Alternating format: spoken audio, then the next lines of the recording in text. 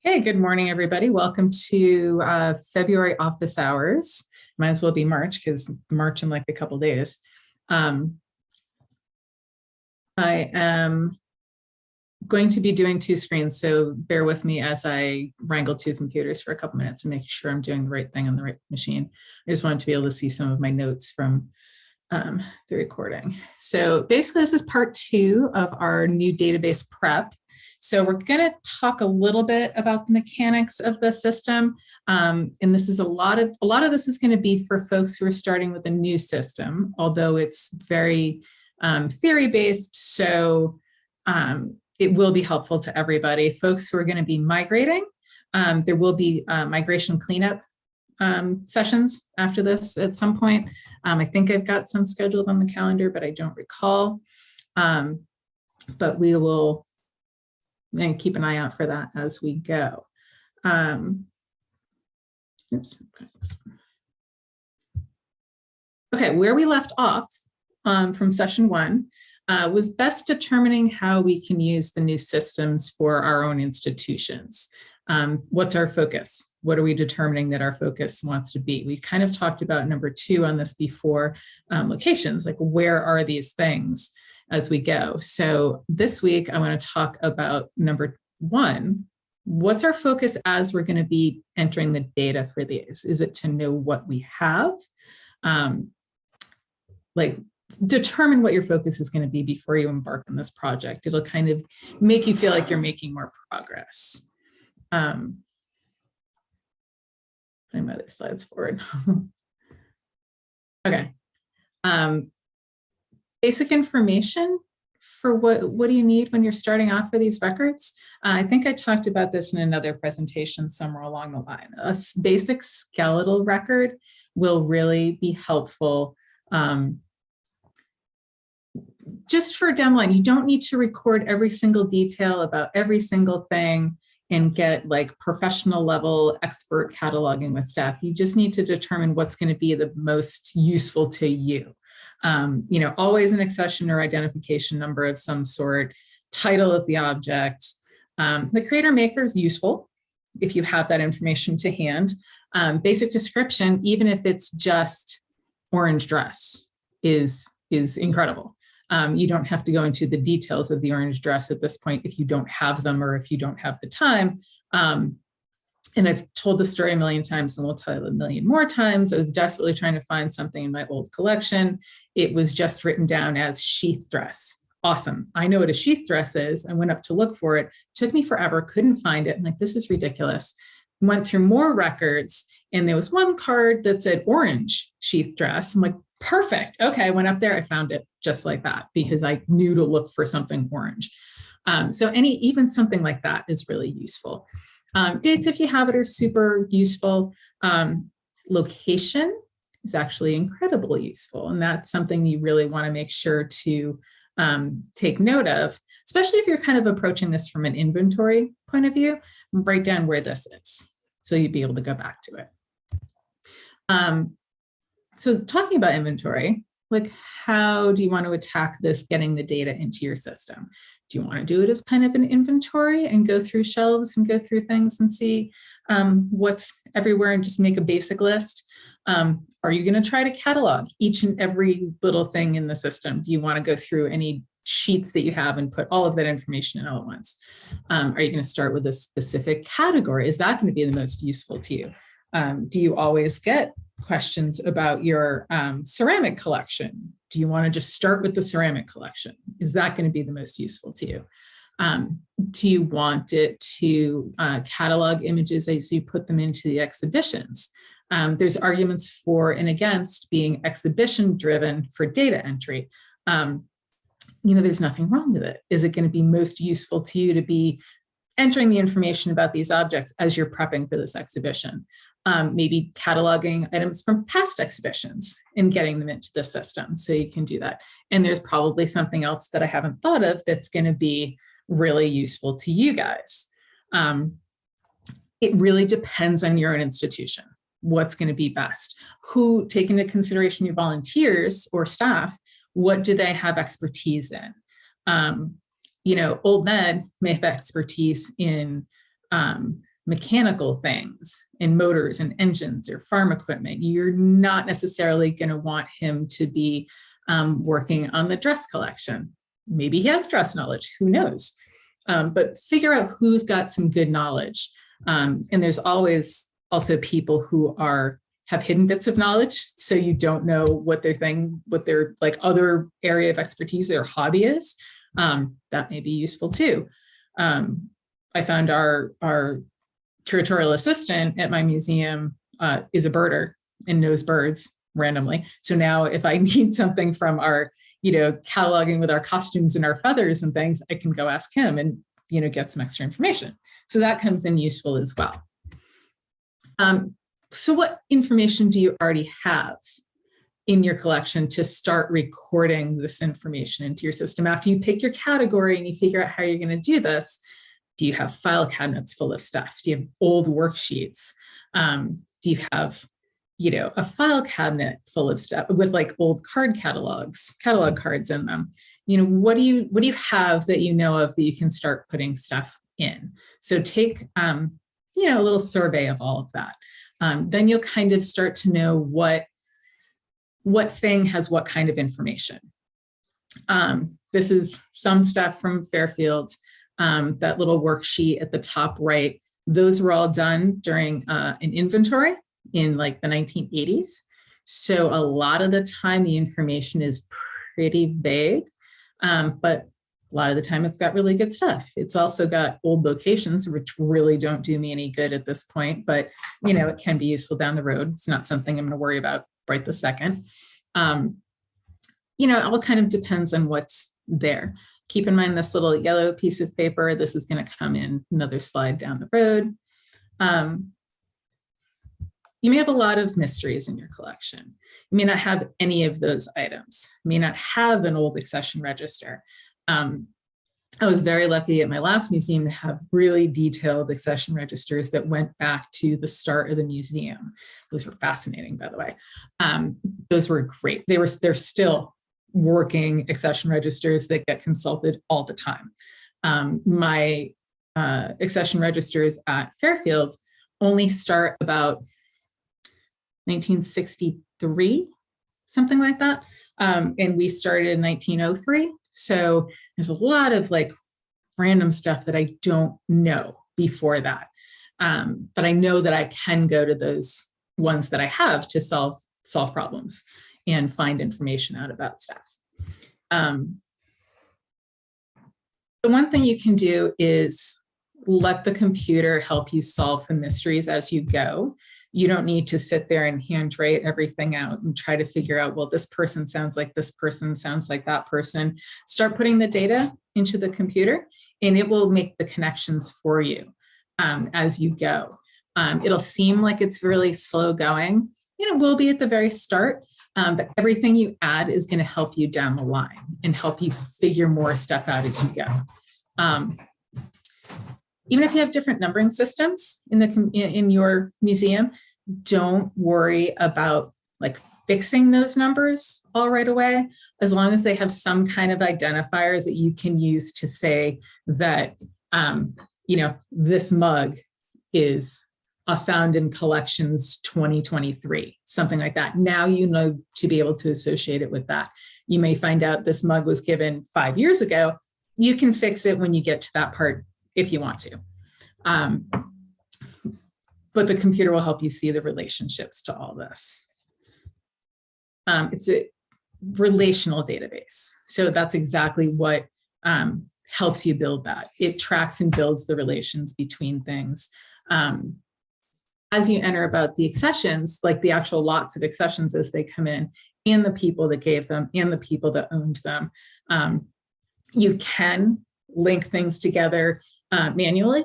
Like you can say that this mug and this water bottle were given at the same time and they're very related because some reason. So you can put those together, but they were given by different people, different times, different dates. They were, say they were both given to me by old colleagues or something. That information will build in there together, but the other stuff, if you want to put them in together, you like match them up together, you can. So one thing that's going to help you track some of that stuff and build some of those relationships are lots. So collections tend to come in groups or lots. There's a module for this in Collective Access, and you can link individual items to lots as you go. Not everyone has used the lots module. You don't have to if it's not something that's going to work well for you. It's not something that's super vital necessarily. I've found it invaluable over the years to be able to kind of see the groups of objects together, and it kind of helps make sense out of those kind of things. As stuff comes into the collection, like I said, it comes in groups. So you want to be able to like tie all these things together. You know, this was given by the same family. They could have very individual stories, but it came from the same group of people. That's one of the reasons I think of the lots module as like accession lots. You're tracking the accession lot of all the things that come in together. We did not do it previously at Fairfield. So what we did when we migrated data over was create a lot for each item. It was based on its accession number. So like one accession number had a lot of the same name. What you basically want to have is the main accession grouping and then all the individual items below it. So I did a lot of cleanup after that to kind of make the one-to-many relationship versus a one-to-one relationship. So if you're going into, say, taking in a new batch of items, I'm going to hop over to the sandbox for a minute to just do a little demo on that. So you see like the way we have this set up with our counts up here. Currently the sandbox has 781 objects, 483 lots, and all the rest. Trying to get rid of Greg. Oh my goodness, I thought I turned this off. No way. So there's, you get your counts up here and see how everything goes. So if you search in here, do the asterisk search for everything and see what you come up with. So the lots down here, you'll see object lots. Like I said, I think of them as accession lots, but object lots of materials. It's a lot of stuff here. You click on the hamburger to get the full results in the like the spreadsheet view. And it gives you like the lot identifier and the name. These are all still not cleaned up lots because this is all of the kind of faux data that was put in the sandbox. So it's a good way to, if you need to practice or need to figure out how to do lots, it's a good way to practice and mess around with some of these. When you're getting ready to create a new lot, say somebody walks in with their collection of stuff, you can put in new lot. You choose what it is. Is it a bequest from somebody? Is it a found in collection, gift, purchase, transfer? I do a single number for the year for a found in collections grouping. Usually I don't find huge, well, no, there's a lot of stuff, but there's bigger number issues at my museum that I haven't tackled yet. So in general, you're going to get a gift. So you mark that as a gift. There's a place up here for the accession title and the accession number. Now, we've talked in the past about the 3-part numbers and how the first number is usually traditionally the year that something came in. The second number is the lot, is what number lot did it come in that year. So if it's the 10th grouping of material that come in, it'll be the year and then 10. Not everybody follows this numbering system. Totally fine, whatever works for you. I find it really easy because it helps you insert numbers later on down the road. Like a lot of manuscript collections just have sequential numbers, which is fine, totally great. That's the way they work. But if you're trying to do this like founding, and you can insert folders and files into manuscript collections down the road, it works great. Trying to do this with objects and groupings of objects doesn't really work as well. So being able to kind of insert something, you find something that has no information down the road, you turn up who gave it to you, when they gave it to you and all that. Oh, it belongs with this other group of material. It's much easier to slide in that way. So we're going to call this, and I'm giving it a title just for kicks. Normally I put the accession number in this and just put the accession number there and in the accession number. It's very important that you have it in the accession number. The accession title you can really do with whatever you want. That's more for your information. I'm just doing that for now. I'm giving this a temporary number, and I'm just going to show you one thing with this. I'm going to say this is a temporary receipt number. This was the 100th gift of the year. Heaven forbid I get 100 groupings of stuff in a year, or we don't have enough storage space. So you don't necessarily have to fill in all the rest of this information right now. It works the same as the rest of the system does. You don't get the choices on the left until you click save. So I'll usually put the initial things in and then click save so I can see my stuff.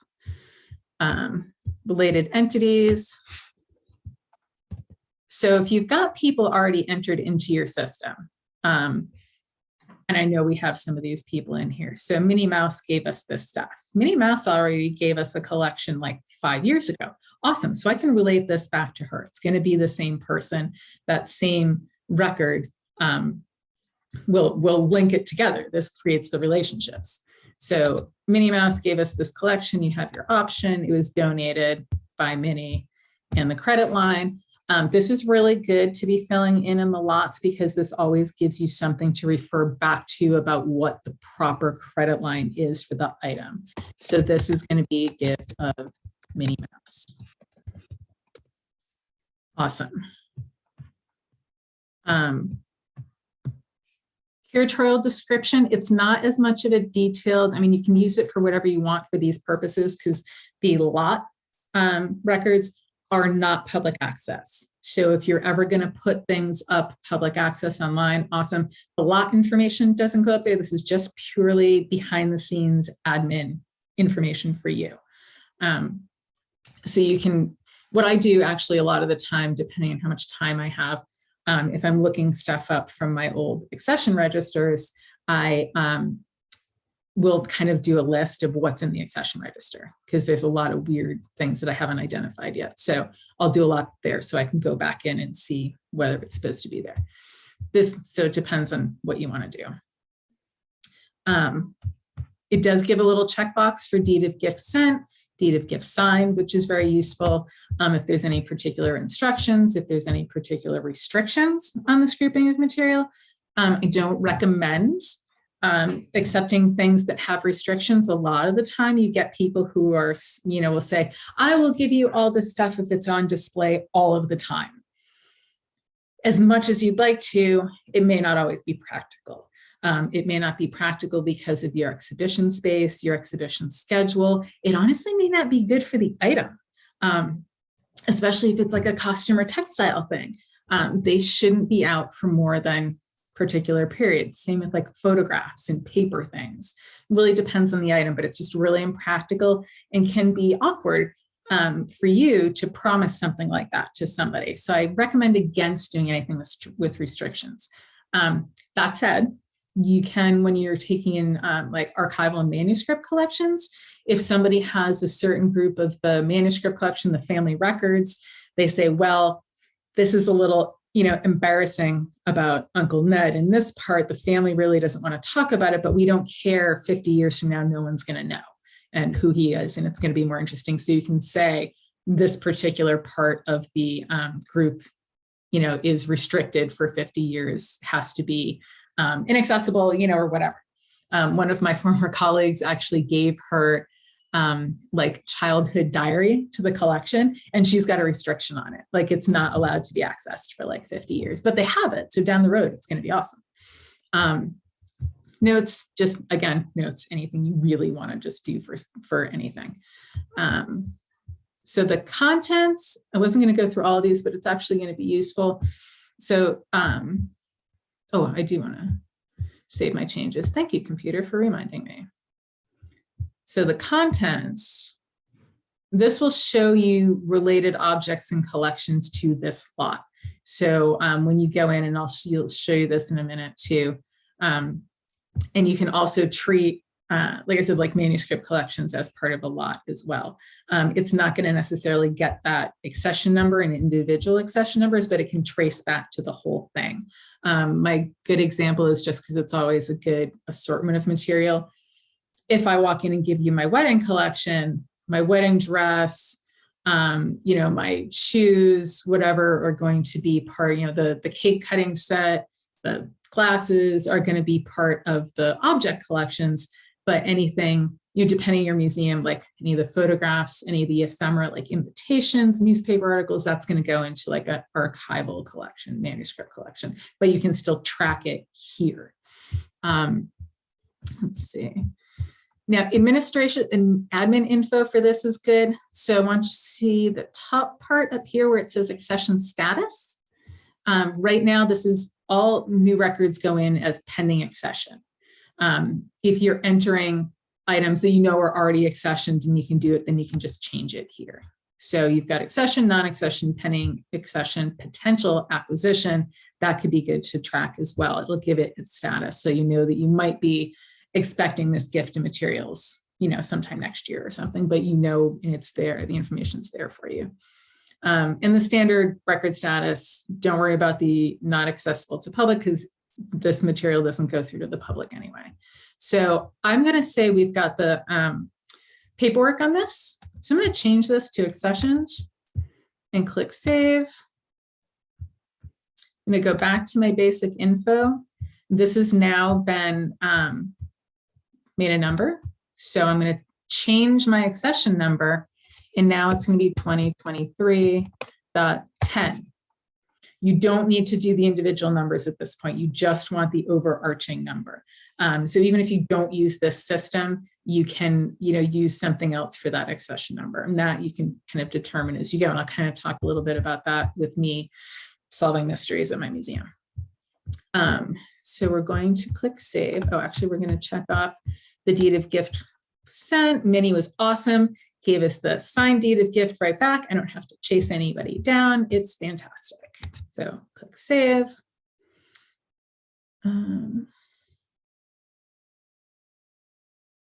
Right. So as you go in, you can add items from the lot selection as you go. So just like a quick tutorial of this, you can always add new objects from up here in that top bar, but you can add them from here, and it automatically links it to this group of materials. So I make my selection from here. I got a physical object, and then click the plus. It's going to be added to the lot, and this pops you over to the physical object part of the module. So it already has the main lot number in. It does not auto number.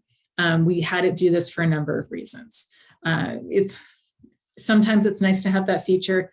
In this instance, sometimes a lot of people, especially if you're dealing with old collections and trying to catch up on things, it isn't as useful. You can always change it, but it's fine. So we're going to put the first one on here is going to be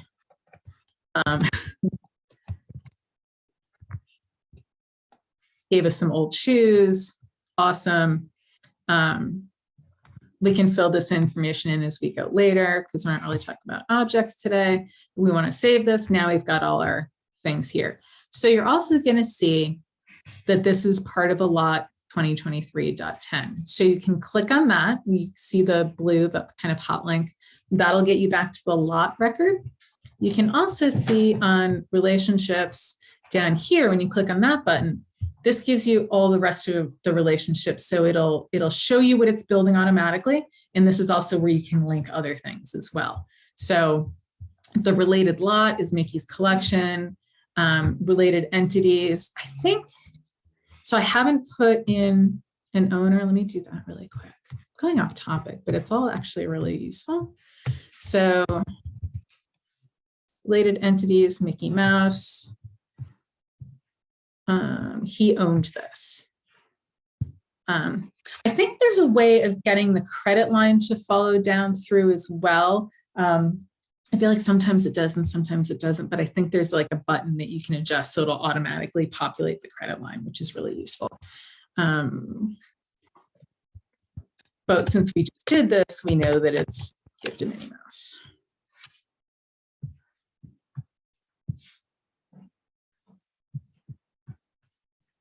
Okay, so it's going to go down to relationships.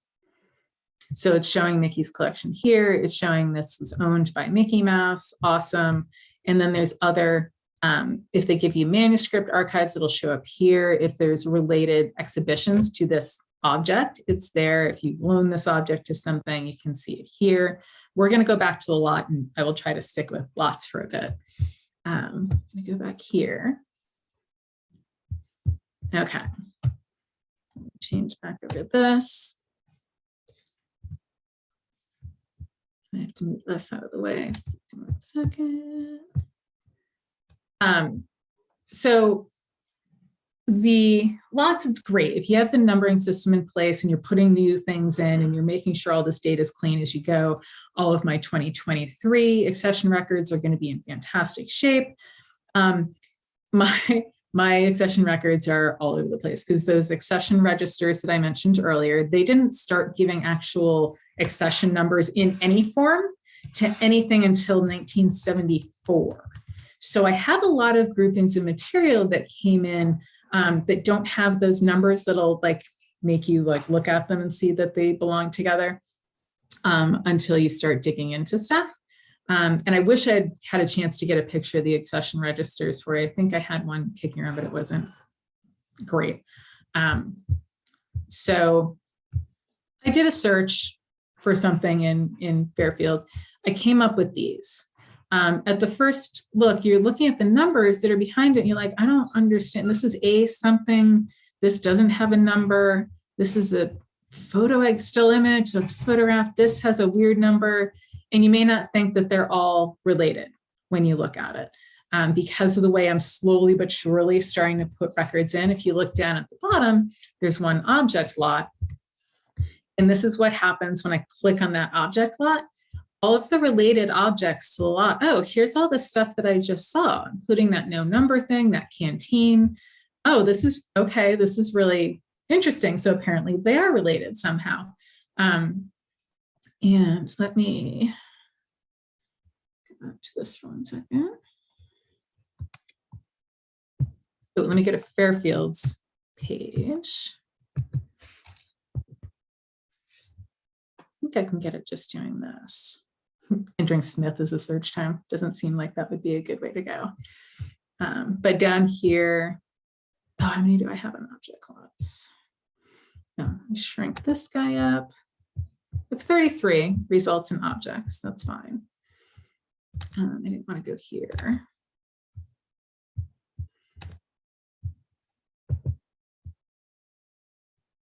Oh, hold on a second. I wonder if it'll get me at least back in. I do want it to like be able to save a little bit more on this. There we go.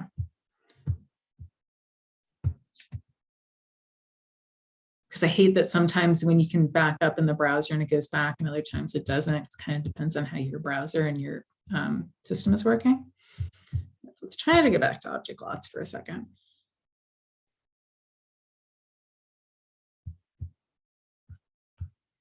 All right. So you see a lot of these as I go down. Here's numbers, here's different things. And then you go by and I have like A numbers from that inventory accession that I showed you. Then this is the one I'm looking for.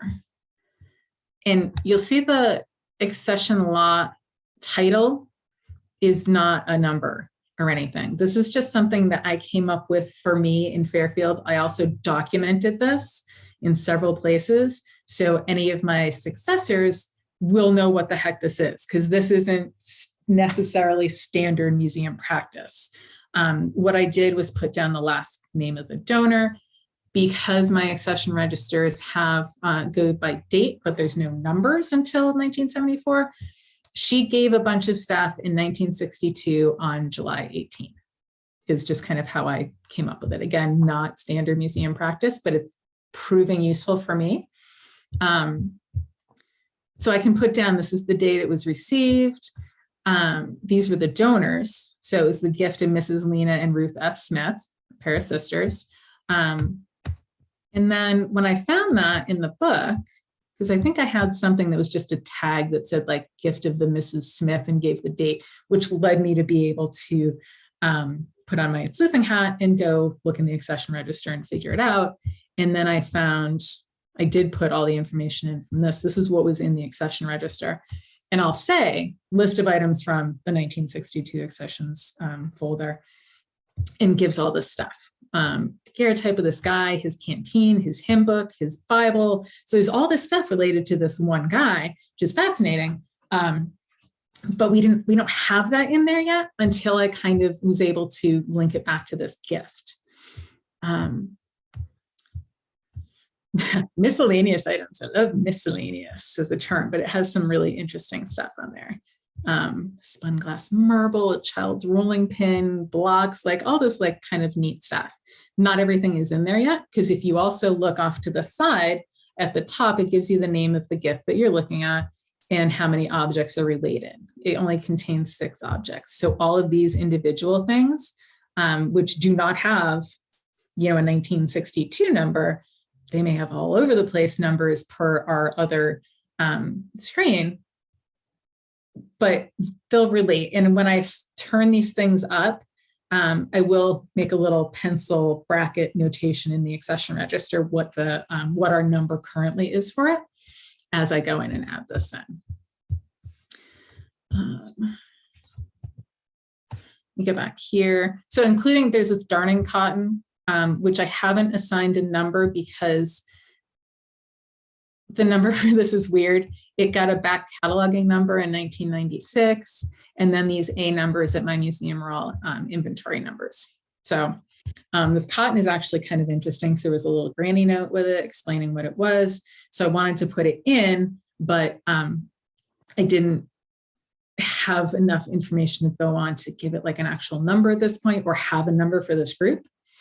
I don't usually take the time to fix numbers as I go because it's so screwy that as long as I have something that'll identify it, I'm good to go. Let me get back to here. Let me go back to the darning cotton because I think there's a picture too. Oh yeah, here's this little blob of darning cotton. She lived on Iranistan Avenue. I think it says something about that. Oh yeah, carried by Nelson H. Smith in the Civil War. Okay, so that's actually kind of interesting. So this is why that cotton's going in not as like a number and stuff. So let me get back to this. If you can, give it some kind of number, give it some kind of tracking, but I know what it is and I know that it's an interesting thing. Speaking of having multiple different numbers, the good thing about this too is you can track a bunch of different numbers. So an item will have its main identification number, but you may have a couple different numbering systems in there. I have found an item that has five different numbers. They all mean something in various different ways, and they are all assigned at a point in time when it made sense. Only one is like considered the actual accession. This is in the collection number, but the other ones can be useful. So when I find tags like this, especially when I first started and didn't have a grasp on that collection yet, I did put these numbers in because I figured at some point it was important enough to number the tag. So it might come in useful somewhere along the line. So you can see here, this is a different thing. That's not from the tags we have. But I have old inventory numbers. I have a previous number. So the dress with this coat right here has a real number of 1981.15.2. It's part of lot 1981.15. So if I was in the record, I could click on that and see what else is in that grouping of material. So you see there's a weird 1968-02 number. There's this weird C438 number. Like I said, a lot of things have an A number from our 1980 inventory. I put those in there as well. You can choose what kind of number it is. I have this as a previous number, which I'll kind of explain in a second. And then this is an inventory number. I will designate those A numbers as inventory as well. Those C numbers in particular, I had no idea what they meant. I had asked the previous curator. She's like, nope, it's a mystery. Never figured out. It's on a bunch of stuff. No idea. I'm like, all right, somewhere around this joint, we're going to figure out what this is.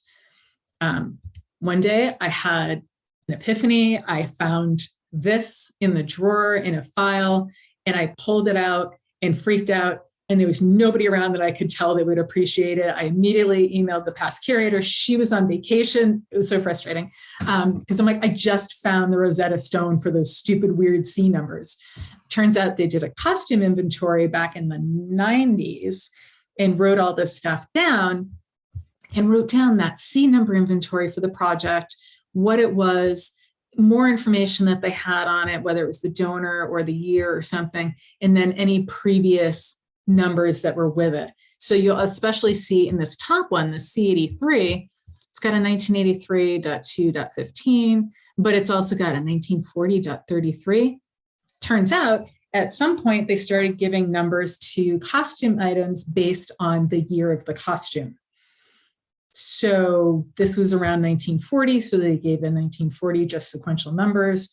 I have the box of individual index cards that have all of those like costuming numbers, like by year in there. Sometimes it has other numbers written onto it, like the real accession number. Sometimes it has more information, sometimes it doesn't. I'm kind of picking my way through those when I have like 10 minutes to spare at the end of the day. But this thing was amazing because it had that extra stuff. So I knew this was, and it has filled in a decent amount of information for me on some things. You're not always going to have that. But the fact that I had already started to put those C numbers in the database as I went meant I could still make these connections to things. And sometimes I'll go in, and if I get that thing like this and I find something that has these three numbers, I'll search on all of them and see what I turn up. Because I may not have anything on this 1969-122 number. It may not have gotten put in yet. But I may have that C77 number in there from a past project, and I can start making those connections.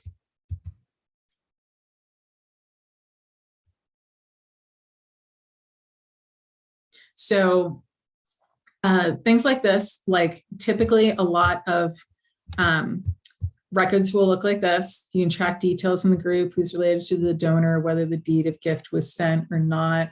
And from the book, this is where I've made that link of like those kind of like faux accession lots. They're not faux, they're real, they're actual lots. They're just not like an actual number. So I'll take something like donated by, and I'll make this Hildebrand dash, let's date accessions. I can make this, and this lot contains, 3 objects currently. And like I said, you can track whether a deed of gift was sent or signed. I have had a lot of requests for the system to be able to generate deeds of gift or letters of donation, things like that. It does not right now. My counterpart in Minnesota has figured out a way to do it, and I do want to implement that at some point. It's not a straightforward like push a button and everything magically appears. There is still some work and editing you have to do on it. That'll hopefully at some point come out, and I'm not even going to give you a timeline for that because I have no idea. There's too many other things that we've got that we need, projects that we need to finish first, but it is possible. I do want to implement it at some point. So, so here's my faux groupings and records. And I've done this a few times, and you can see all the stuff that's pulled together. So Wheeler, it's Wheeler lot. I do also in my accession registers, I write down what I've called that lot. So I know that I'm starting to track it in the system.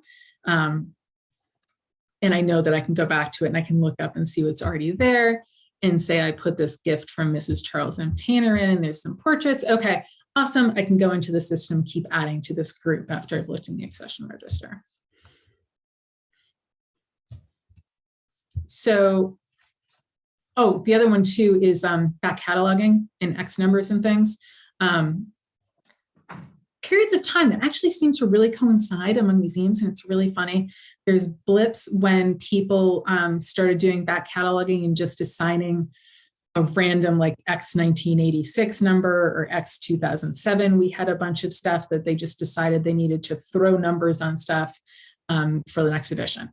So I have, as I run across those numbers, I'll attach them to that back cataloging X 2007 number, which will basically say, this was put in place because of this exhibition. They gave numbers.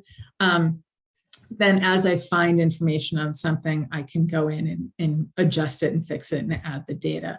But it's a useful way of kind of basically indicating that we don't have any data. So it's putting data in that we don't know anything about something. So the back cataloging helps me track this quite a bit. A lot of people, like I said, X numbers were a big thing. If they don't know who gave it or when they gave it, they gave an X number rather than creating a new founding collection number for that year. You run into all kinds of stuff like that as you go. Kind of know what your resources are, know what your numbering systems have been, and you'll learn the tricks of tracking down the information in your collection. And then you can let the system kind of solve that. Because when I find that Mrs. Hildebrand, if I find something else that has another lovely little tag, I can just search on her name and it'll pop up what I've already put in, which is super handy. I mean, basically overall, figure out, kind of learn what your resources are, figure out what grouping of materials that you're going to want to start collecting, cataloging and putting in your collection. Pick out a system of a way to do it, and then make a plan, and then be consistent when you're doing it. If it's not working for some reason, you can obviously change it. But as you're working through, stay consistent. Like this is why I've written down those kind of like that faux accession lot naming pattern that I use. I have it written down in my numbering instructions, in my collections manager manual of that's what I do. And if I don't do it for a few months, I do actually have to go back and be like, wait, how did I do that? Did I do it by the year, by the person? And I go back and check and it's fine. So I'm consistent in how I do it. It's a really like a trial and error process until you get comfortable, but just, I will say, be consistent. Next time we're going to talk about consistency of metadata and how to go through that. I think I'm going to make Dana do that one, as he's more like the metadata computery person and can kind of speak to that. So hopefully this is useful to you guys. I'm going to stop recording and then we can do questions.